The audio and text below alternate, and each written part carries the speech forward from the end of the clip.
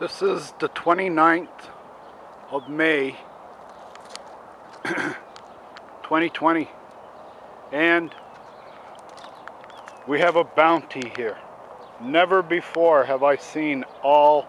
Usually you get one opening at a time, but these are, I have to let you know, this is a one-day event. This is a one-day event. These will last a few hours and then they're gone until next year or the next time. But to have all four of them on that cactus, we had one breakout last week, but the conditions weren't right. The sun was up and it was casting a big shadow on the petal. But you can see that the hummingbirds love that. You can see in here. But to have three of them at once and to be I'm up watering. I was going out. The reason I'm here is watering. If I hadn't come out to water, I would have lost. I wouldn't have seen them. But this is one little thing that happens once or twice a year here. And if you're lucky enough to be up early enough, you get to record them and enjoy them. But this is on my property line. This is a good place to start with the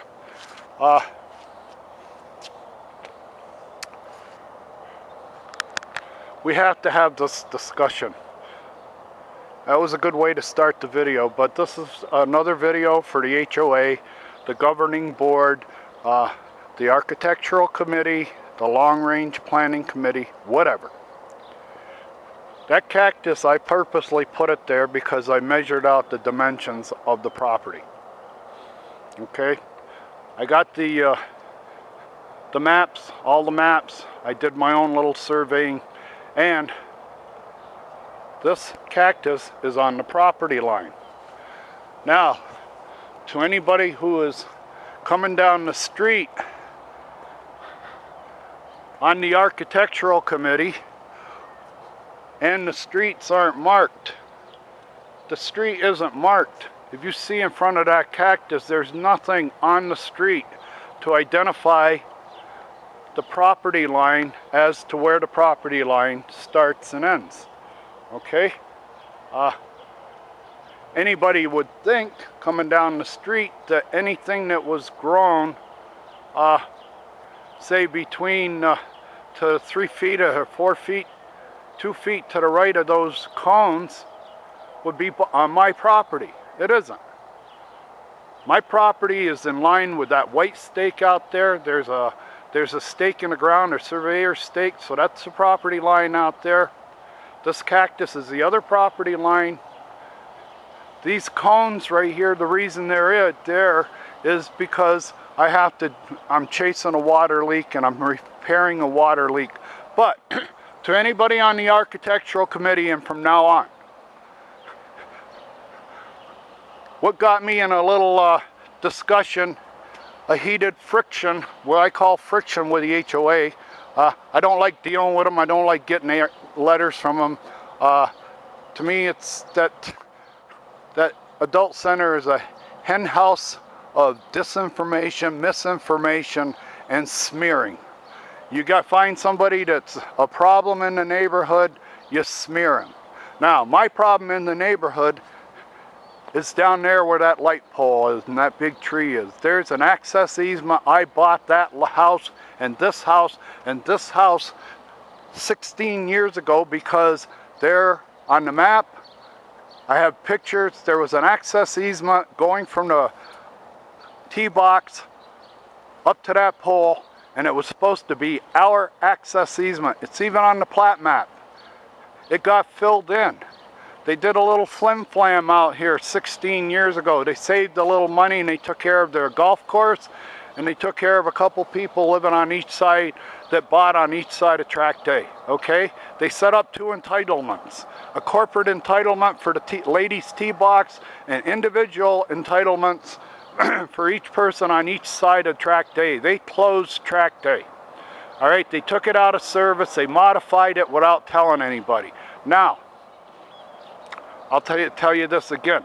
The reason I don't play golf here or have a golf cart here is because the only way that I can get on the golf course here is to drive down at the end of this street, go on the Sundance Parkway, go down the sidewalk, kicking everybody off the walking easement. Anybody that's on the walking easement, the mothers, the carriages, old people walking, whatever, they have to get off the sidewalk so I can drive my golf cart down to the 7th tee box, which is down there. It's about a quarter of a mile drive. Now, I bought these houses with the expectation that I was going to be having a cart path easement onto the golf course right where that tree is. But between the time I signed the documents to purchase the house, they took that out of service. So I'm a problem in the neighborhood. I'm considered an interloper, somebody who's out of place here, who doesn't belong here. I'm the only one who is still critical and complaining that I don't have a cart path, a golf cart path onto the golf course there. That's why I bought these houses, because they were 40 feet away from the cart path going onto the golf course. All right, that was my first class lab. These are first class seats in the first class section of the plane. And when I took possession of my seat and I came in to sit in it, I went to go use the lab and the lab was gone. That first class lab, the reason I picked that seat right there is because I had a first class lab 40 feet away from me. I planned on playing a lot of golf. I don't want to have to drive out to the 7th tee box. I'm not going to drive out to the 7th tee box. That's why I don't have a cart, and that's why I don't play golf. I don't want to look as stupid as my neighbors. Every one of my neighbors, even though they know, all of them know that on paper, on the map, there's supposed to be an access easement there. They're all drinking the Kool-Aid. They're all goose stepping. They're all keeping their head down in the foxhole. They're not going to say anything. And for the rest of the time they're here, they're satisfied with being what I call complete idiots for supporting a golf course and having to drive out there. I'm not going to look stupid. I have a vanity about looking stupid. All right, my generation, everybody wants to be Steve McQueen or Paul Newman and look cool. All right, I don't believe I would look cool being as stupid as my neighbors, driving a golf cart all the way down to the 7th tee box, kicking people off the walkway all the way there and all the way back so that I could play golf. All right, I'm not that stupid. I'll let my neighbors parade themselves as the stupidest people on the earth. They are. They're not going to complain. Okay? They're not going to stick their head out of the hole. And there isn't one realtor here that will put on paper that this house right here is built 3 inches below spec. This house has a cloud on the title. I've tried to talk to civil engineering downtown. Nobody will talk to me. Whenever I give them my name, nobody's home. If I sit and wait until an engineer comes up, I get called by an engineer and he tells me he's going to call the police because I'm making a scene. All I want to do is talk to a civil engineer who will explain to me why this house was built 3 inches below the finished floor elevation that was on the blueprint for this neighborhood. Why does this house have one of the longest runs to the street for the sewer pipe, and why did you steal 3 inches of gravity that drives that system? It's a gravity passive system. You stole 3 inches of gravity from me. Not only did you steal 3 inches of gravity, but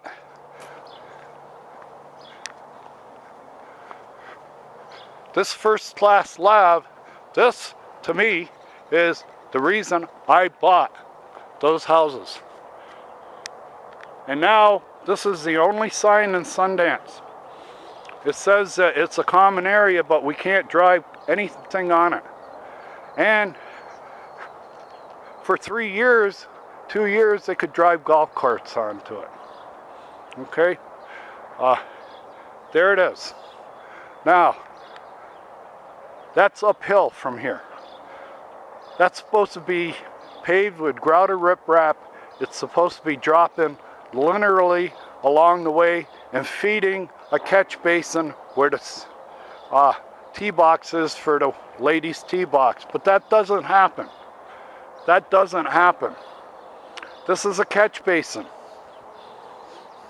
That's why they had to lower my house 3 inches. When they plugged that up, they didn't have any place to put water. So, they lowered my house. Parcel 12 is 13 acres, 12 plus, almost 13 acres. It has about 63 houses, 63, 65 houses in parcel 12. 6 houses are supposed to be equal as the lowest houses in all of parcel 12. That house, that house, that house on this side of tract A are supposed to be equal in finished floor elevations. That house, and that house are supposed to be equal in elevation. I'm sure they are, but this one is 2 inches low and this one is 3 inches low. Bring your surveyors. I've already surveyed it. I got water levels and I know how to use them. They built this house 3 inches low. That means the water pipes, the sewer pipes to the street are out of compliance with the master plan. The master plan says you have to build the house. You cannot go below the stated spec for the finished floor elevation. And the finished floor elevation for this house specs out 3 inches higher than what it's built at. And I can't get anybody at the HOA or the town to talk to me. The last time I went to the town, an engineer threatened to call the police on me because he was going to tell the police I was making a scene. All I was doing is waiting, very conspicuously waiting in the waiting area for somebody to come out and talk to me. And nobody was going to come out and talk to me because nobody's got an answer for why this house got lowered. And now I'm kicked out of the HOA. That's another thing. I can't talk or converse or have anything to do with the HOA because they don't want to hear it. I haven't, like I've said in other videos, I haven't put it on paper yet. I'm not a lawyer. I have all the documents, but to try to put it on paper without a legal background would be foolish of me. It would be a foolish, empty attempt to get it fixed. So I'm making these videos. And I'm putting these videos, I'm sending them to friends. They're going to be stored in the bank with all my friends, okay? But this is the mess I'm dealing with. And I've sent you other videos on it. Now I'm going to go out and talk about the drive-by shooting. How I'm set up for a drive-by shooting every day by the golf course. This is the leak. I found the leak. There it is. This is the last out of 3 leaks in this yard. Another builder special. That 1/2 inch black tubing is like the arteries in your body. They get old, they fail.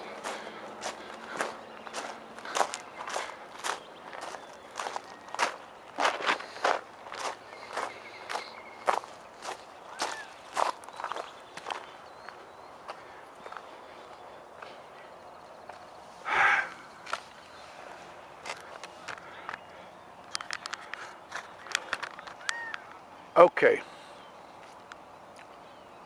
The golf course socially engineers a drive-by shooting for me daily basis.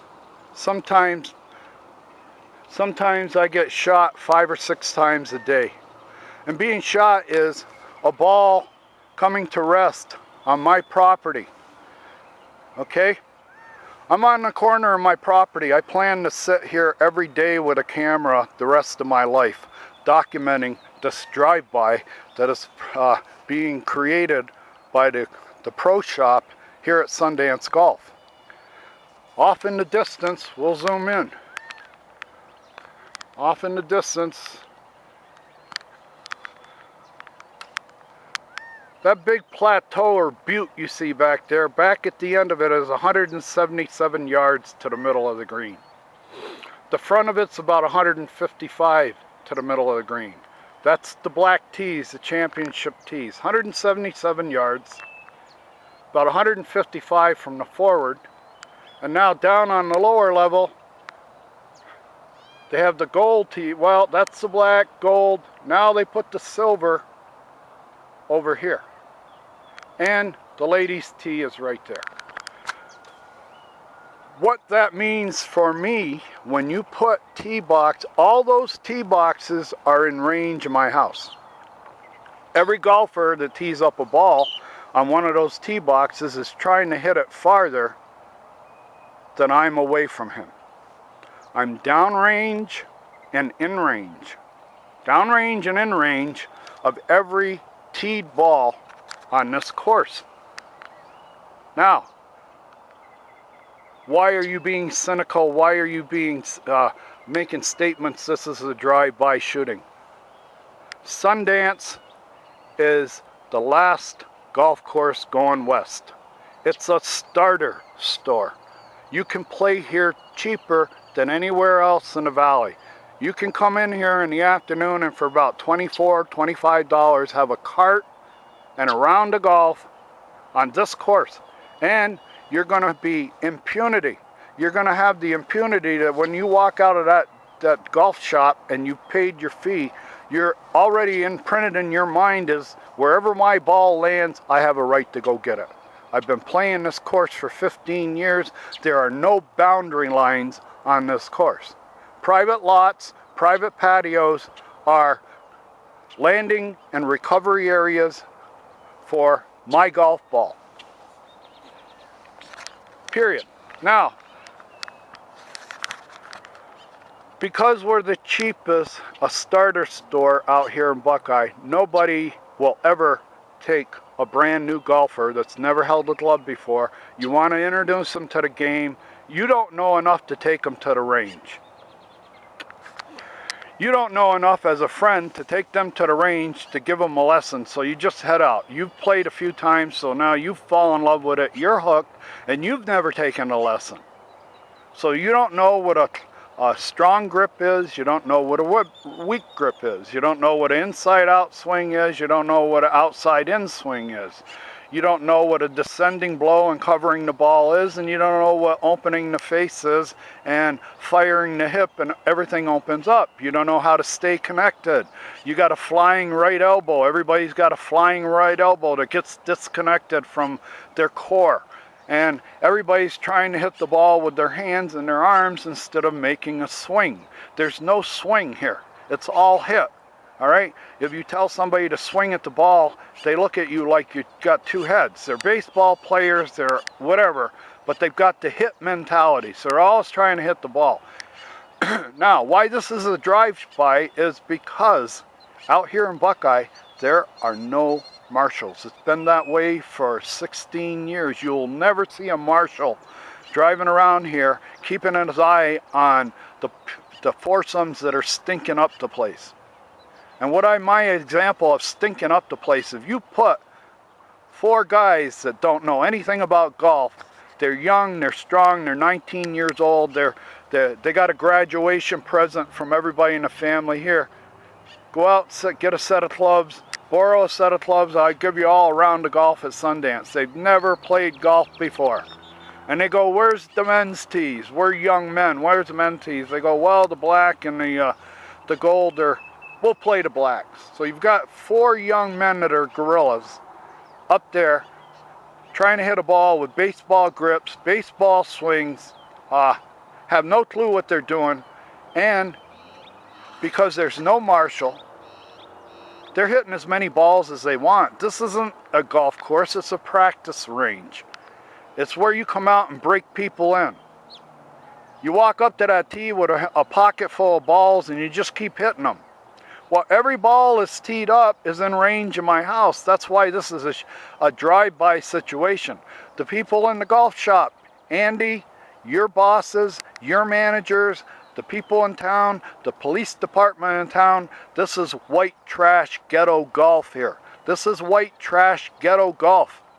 You get that? Why is it white trash ghetto golf? Because I'm getting drive-by shootings every day. Because there's no marshal, there's nobody to monitor erratic play. There's nobody to monitor morons. There's nobody to monitor brand new golfers who are punching over their head. And whenever a golfer gets back on that 177-yard tee box, he needs a lot of space. He's trying to hit the green from 177 yards, and if he doesn't have a lot of space, and that's why those white stakes are up on my property line. This is a bailout area for that 177-yard tee box. This is clearly a proportional thing. This hole is out of proportional for where it is. You can't put that tee box there without me being in range. I'm about a 45-degree angle away from it, and I'm in range. I'm in range of every tee shot.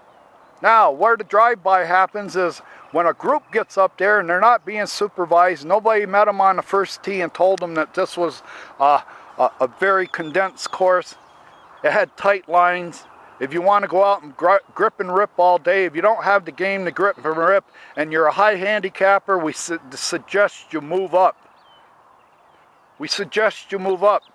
Now, the nuisance and the even bigger than all this drive-by is the slow play. This course has been known for 15, 16 years as one of the slowest courses to play in the valley. Why?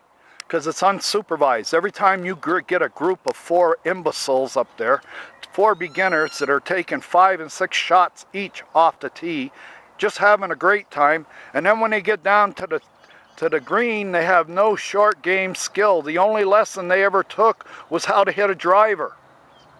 They don't know how to hit a pitch shot. They don't know how to hit a chip shot. So they waste 20 minutes around the green hitting the ball back and forth over the green because nobody's taught them how to score. Now this is a drive-by shooting, day in, day out. I'm getting balls in my yard almost every day now, and you're at the slowest period you've ever been. If you ever get back to where you're selling 250 rounds, 233rd Drive and where that and Moonlight, or where Twilight Trail meet, is a landing area. It rains golf balls. When I see guys hitting 4 balls off that long tee, it sends a chill up my spine because they just got off number 5. Did they hit 4 balls each off the long tees and number 5? Because they pushed everyone right into the houses? When did they stop hitting the balls? That's what happens here. These people don't stop hitting balls until they get one that they like. It's Little League golf. This is redneck golf. This is Dukes of Hazzard golf. This is a cast and set of hee-haw out here. Mayberry, ham and egg golf. The pro shop knows that we've got the worst golfers, and you've got golfers out there that if I was sitting here and they saw one coming right for my head, they don't even have enough brains, etiquette, training, or schooling to say 4. They're going to sit there like an idiot and watch that ball hit me in the head, right? Or one of my guests in the head, or break a window. And the golf course set this up. And for the golf course to say it's an accident, this is bullshit. The golf course sets up this drive-by shooting every day, hoping that they get a couple of foursomes of idiots up there playing over their weight. And when they break one of his windows, we got an out. We got a get out of jail free card. You bought a house on a golf course. This isn't a golf course, it's a shooting gallery. It's a starting store. It's a practice range. You have 250 golfers some days, and 400 balls are hit off these tees. Out of 250 golfers, 400 balls are hit. And every one of those balls, I'm in range. Any miss hit off the club, any miss of the sweet spot, any club that the face of it's a little bit off, the angle's a little bit off, a little bit open, and he misses the sweet spot, or he's lifting the club, whatever. I'm targeted. This is drive-by shooting. This is white ghetto golf out in Buckeye, right? We can do this to you. We're not at fault. Every time somebody mishits a ball close to your property and puts it on your property and puts it on your patio, and somebody walks onto your patio to get it, that's how we play Buckeye. That's why you bought a house on a golf course, so you can sit here and let people walk on you all day, right? I'm sick of it. I'm sick of it. This is bullshit. And to think that lady's tee box right there is illegal. It's got no birth certificate. This was stolen property, stolen fair and square. And it's supported by donations to the town of Buckeye. Every time Charlie Waters gives the town of Buckeye $30,000, everybody turns their head. All the realtors in town will not talk about how on the plat map there's an access easement onto the golf course at Tract A. I can't get one realtor in Buckeye to go downtown and ask, why isn't that open to golf carts? Why don't we have a catch basin there? How come that tee box is not a catch basin like it was said on Woody Scouten's letter?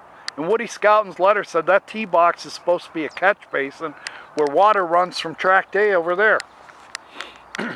But the reason I'm out here with the camera and the reason I'm recording this, but try to imagine, I'm walking down my property line. Say I want to throw a party, the kid's birthday party, and I want to have a bunch of kids out here. All right? I've got 5 or 6 kids out here, and look at where that tee box is. It's 40 yards from me, and I'm just offline. I'm probably a 30-degree angle offline for that tee box. And because that lake is everything left, everybody on that tee box is thinking right. There isn't one guy that's got a swing thought left when he sees what's down there. Right off the tee box, he sees anything left of the cart path is in the lake. So I have to hit it right at the cart path. I have to aim right because I don't have the length to carry.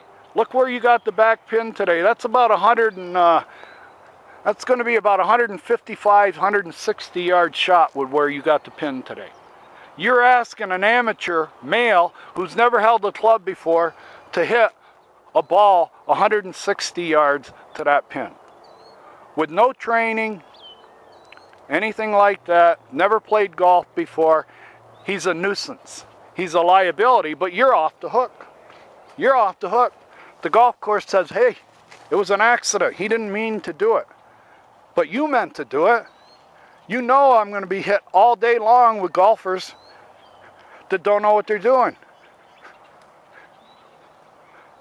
When you see a bunch of young guys that don't have a collar shirt on, they don't have any sleeves, the sleeves go, they're bare up to the shoulders, they've got pedal pushers on, Michael Jordan or basketball shoes, they're wearing their hat backwards on their head, their baseball hat. When you see 4 of them walking out of the clubhouse after they just gave you each $25 and you see them head for the first tee, somebody should be following them.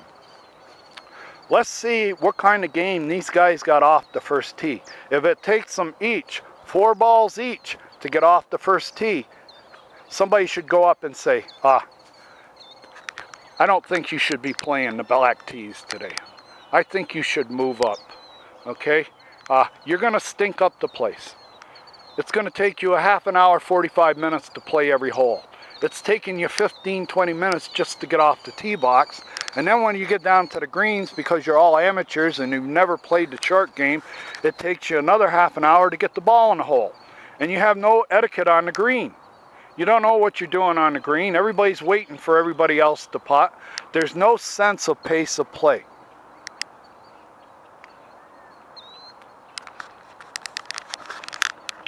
Now, where I'm sitting right now, I've got a video. The other day, I had the camera set up right here, and there was a guy, right there where that guy is in red, who hit a ball over my head. It landed on the dirt pile behind where I'm sitting. That's almost a 90-degree angle that he was off. All right, near a 90-degree angle he was off, and he put it in my yard, and it went over my head. I got a video of it. I got the sound of the ball hitting. I got a picture, a video of him looking over here. As soon as he hit it, he looked over here. This is what I deal with. Now, if they're hitting my house from over there, that's probably at least 100 yards away from me. They're hitting me from 100 yards away over there. Just think how easy it is to hit my house from over here. You put that same golfer over here, let him make the same swing, he's just taken out one of my windows or killed somebody. This is drive-by shooting. This is white trash golf. Somebody who's a real golf pro in the community, in the golf community, somebody that's had formal training in golf pros, knows what goodwill is, knows to protect your name, knows to protect your goodwill with your neighbors. I'm your neighbor. you're my neighbor. You're not much of a neighbor if you're putting people on that tee box all day that can break my windows and hurt my family. These houses, I don't have a wife and child. I never did. A man's got to know his limitations, okay? So these houses are my wife and children. And every time that somebody gets up there and threatens me with a golf club by making a wild swing punching over his head, I'm offended. And every time some young man walks down my property line looking in my house and yard for his golf ball, that's like feeling up my wife, fondling my children. This is my house.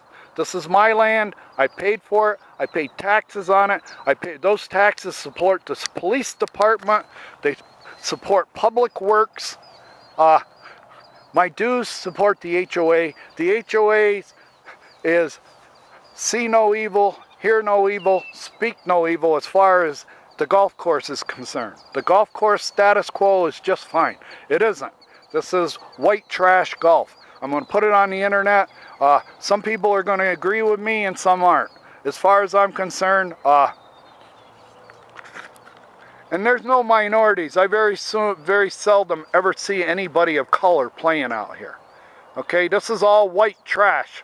White West Valley trash that nobody's ever said no to. I've had encounters with golfers that are starting to walk on my yard, and when I come out of the house, I go, that's far enough. Where are you going? I'm getting my ball. You don't go on my property. Stay off my property. And next thing you know, I've got 4 hyenas down on the cart path, all giving me the bird, swearing at me, calling me names, calling me an old dinosaur. It's only a golf ball. You live on a golf course. Well, this goes on day in and day out. I don't like it when I have guests over here and I have to tell everybody, keep your eyes on that golf. That tee box right now is right over the top of this cactus. I'm standing on my property. I'm still on my property.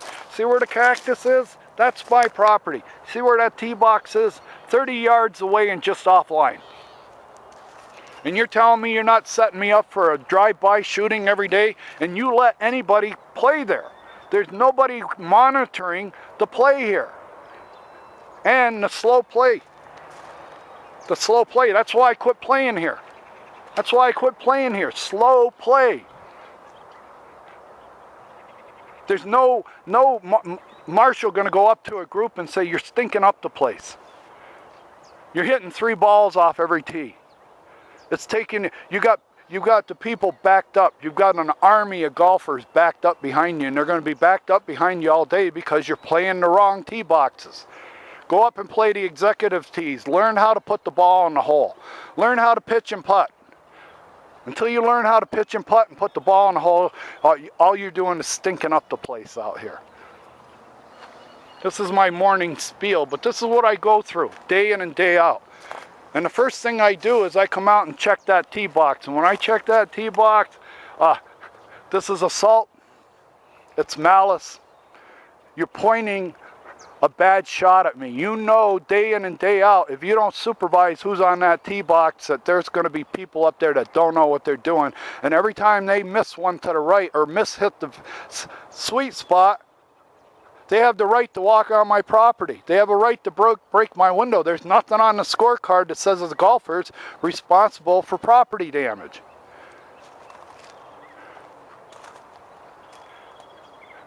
I'm going to go put this on YouTube right now. I'm a little wound up, but nothing winds me up more than not being able to have children out here, or not being able to have guests out here, or not being able to sit out here without having to worry about some young golfer taking my head off because he wants to play the long ball. He's never hit a pitch shot, a chip shot, or knows how to putt, but the first lesson he ever took was with a driver. He went out and bought a $400 driver. He came out and some pro taught him how to hit that thing 300 yards. And that's all he cares about. He comes out here for the you and the ah. He isn't out here for score. He throws the scorecard away by the second hole. This is going to be routine for me. Every morning. I've already got quite an inventory of videos of people hitting the house. I've got videos of people walking in the yard. I'm making a collection. When we go into court someday over this assault, I've got videos that prove what I'm saying. It's routine, day in and day out. And the only reason I'm not getting a lot of golf balls now is because you're not selling 250 rounds a day. If you sell 250 rounds a day, I won't have a window in my house or a solar panel on my house within a year. If you keep it up, just keep doing this. Just keep doing this. Buckeye's signature is all over your signature hole. You lowered my house 3 inches. You took away the drain. You're making everybody up here be their own individual drain. You've got this hill all messed up. And day in and day out, you subject me to violence. This is incoming. It's incoming. I have a land in the recovery area. I'm the enemy. Okay, this is interdiction and harassment fire. The golf shop knows. They go, what's so beautiful about this situation is we don't know who's going to hit a ball in his yard, and he doesn't know. We don't know when, he doesn't know when, and that's what's so beautiful. It's interdiction harassment. He's going to be constantly worrying about when another ball is going to hit his house. Every time a golfer gets on that tee, is this the golfer that takes out my solar panel? Is this the guy that hits one like the guy did the other day? Over here, lifts one. And out of the southwest where you see that hotel, in the afternoon, the wind comes out of there about 20 miles an hour. And you got a guy up here on a tee that's hitting a slice all day, and he lifts one up in the air, and here I am, and I've got a broken solar panel. Day in and day out. This is drive-by shooting. Master race golf concessionaires. We're the master race. We're the golf course. You serve us. You're supposed to be sitting there with scones and tea. Whenever a golfer hits one in your yard, you should be sitting there with scones and tea and welcome him. Welcome him. Let him feel up your wife and fondle your kids. Okay? That's what it is. Every time a young golfer walks onto my property or walks down my property line, he's fondling my children. He's feeling up my wife. He's got no business up here. And the golf course has got no business up here. You have absolutely no business putting that property line, that post right there. All you're doing is showing what an asshole you are. All you're showing that we're the big dogs. We're the gorillas.